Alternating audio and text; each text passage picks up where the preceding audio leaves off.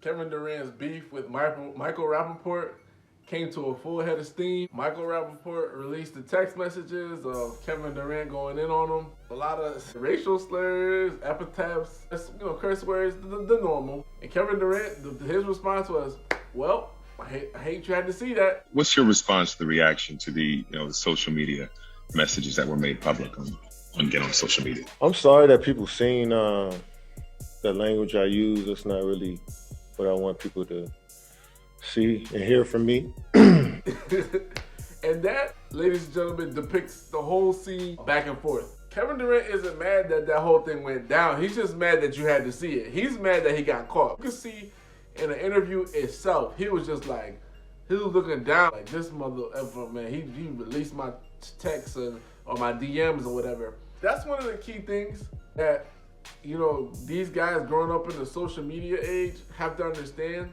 Everything you say or do online or type can be used against you in a court of public opinion. So even if it's just something that you're going back and forth with somebody, that could be used against you later down the line. Kevin Durant forgot who his audience was, who he was talking to. He was talking to Michael Rapaport, a notorious ish talker.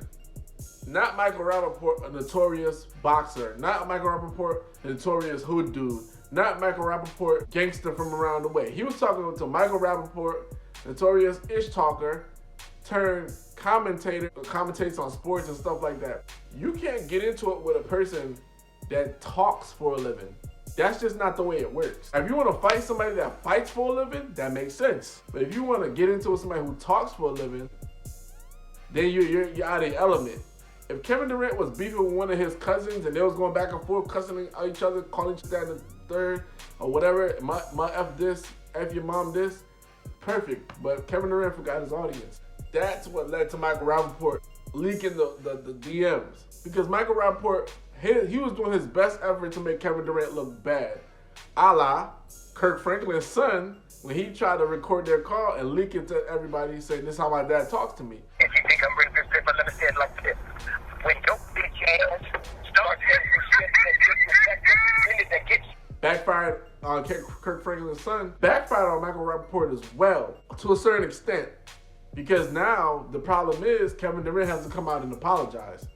And he has to say, I'm sorry that you had to see this, that, and the third. And it just goes to show to Kevin Durant's emotional intelligence is not always there in terms of dealing with conflict and dealing with people that are his detractors. You can't get into it with guys like Michael Rapaport when you're worth probably 3-4 times more than he is. You just have to ignore people.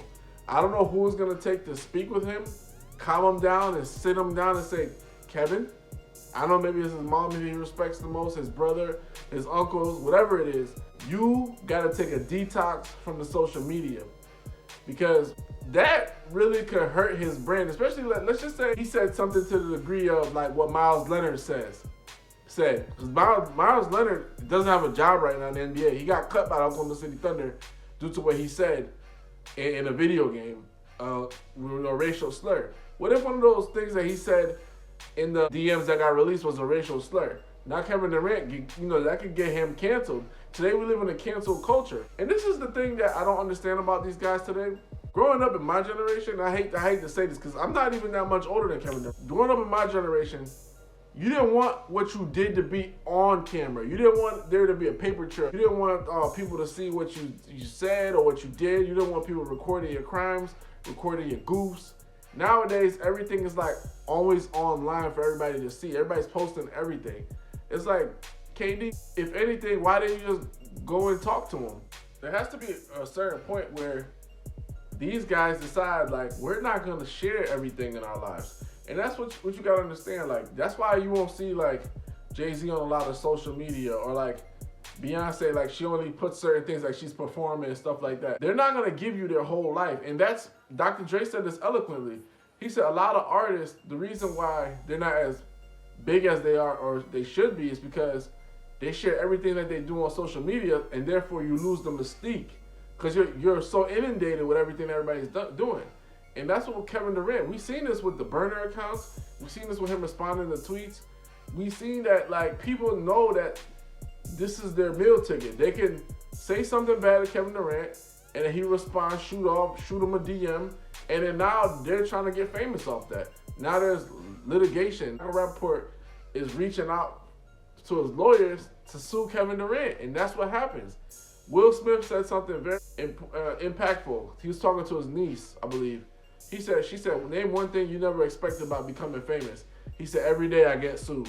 Only the other side. I get sued probably 15 times a year. I have lawyers on a monthly retainer just because you get sued so much when you're famous. Where Kevin Durant is gonna leave himself at. Like, Kevin Durant right now, the amount of gravitas he's built, the brands that he's built, he's well on the way to eventually one day becoming a billionaire. But the fact that he's leaving himself open to the vultures and the bloodsuckers, all his wealth is going to be tied up in lawsuits trying to get people off him. And the thing about the NBA is this: it doesn't matter if somebody throws you through a window, you're getting in trouble because you should have known better than to go to that nightclub. It doesn't matter if somebody slaps you, you should know better because you should have put yourself in a position to be in a violent encounter. So it's only going to lead to fines.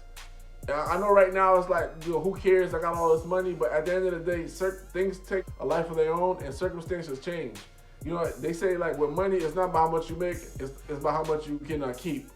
With doing stuff, cussing people out, going at people, it's not about what you say, it's about what you can get away with. And if you're going back and forth with people and you can't get away with it, you need to stop doing it. And I think that's just a lesson that we're learning here today. Like, Kevin Durant, he ain't even sorry about nothing, man. And, at the end of the day, nobody else would be either, because it's like if you're both saying things to each other, getting nasty to each other, nobody should be leaking that. So Michael Rapaport, that's weak on his account. He's basically snitching because he was going back and forth. It's not like Kevin Durant came out of nowhere and said, I want to beat you up. Snitching, bro. Like that's, teacher, he hit me, but you hit him first. Like that's what you're leaving out. So, but I mean, hopefully this is a lesson learned. And guys, man, if you're a person that's heavy on social media, just mind what you share, mind what you say. Don't put anything on the internet like insulting people. I'm saying overtly insulting, like I'm gonna beat you up, I'm gonna come to your house and do this, that, and third. Because we used against you in the court of law and in the court of public opinion. And nowadays, the court of public opinion is everything. Who's Section? Who's me, Supla? Like, comment, subscribe.